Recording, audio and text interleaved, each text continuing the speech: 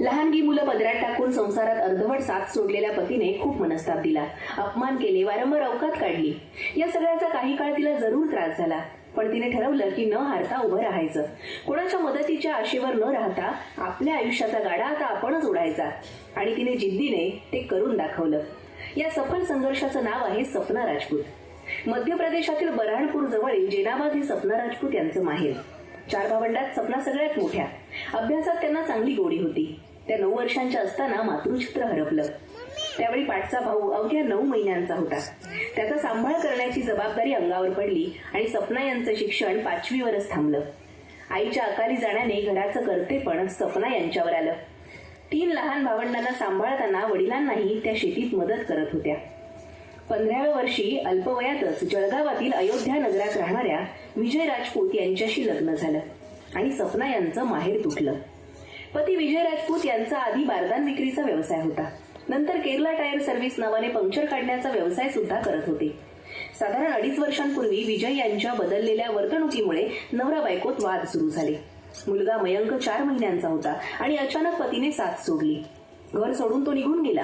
सपना यांची अवस्था आभाळ कोसळल्यागत झाली होती. 2 मुलं आणि सासूची जबाबदारी त्यांच्यावरच होती. कष्टाची तयारी त्यांची माहेरापासूनच होती. त्यांनी शिलाई मशीनचं काम केलं. रात्री उशिरापर्यंत पिशव्या शिवून द्यायच्या. अगदी घरकाम सुद्धा केलं, पण गाडी रुळावर येत नव्हती. अखेर जळगाव MIDCतील 4 गाड्यांच्या टायर सर्व्हिस सेंटरचा पतीचा बंद पडलेला व्यवसाय हातात घेण्याचा निर्धार त्यांनी केला. पुरुषांचं वर्चस्व असलेल्या टायर सर्व्हिसेसच्या व्यवसायात सपना राजपूत यांचं उतरणं सगळ्यांनाच आश्चर्यचकित करणारं होतं. नातेवाईकांकडून विरोध झाला. बाईने घराबाहेर पडणं, असं काम करणं जातीला शोभणार नाही असं तिला बजावण्यात आलं. बाईला हे काम झेपणार नाही म्हणून काहींनी नाउमेद करण्याचा प्रयत्न केला.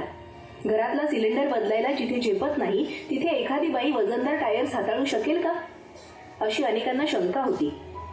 पण बंडखोरीचा दगड भिरकावून आभाळाला छेद करायची जिद्द सपना राजपूत यांनी मनात बाळगली होती.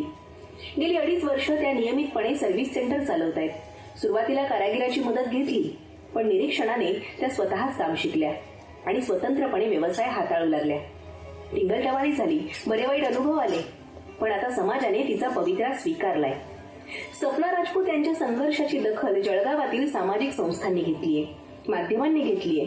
त्यामुळे त्यांची उमेद वाढलीये, हिंमत वाढली. वाहन चालकही आदर करू लागलेत. सपना यांनी दाखवलेल्या जिद्दीमुळे, मेहनतीमुळे, काळासोबत आलेल्या आत्मभानामुळे त्या पडत्या काळात सावरू शकल्या आणि स्वतःला सिद्ध करू शकल्या. मग दखल तर घ्यायलाच हवी.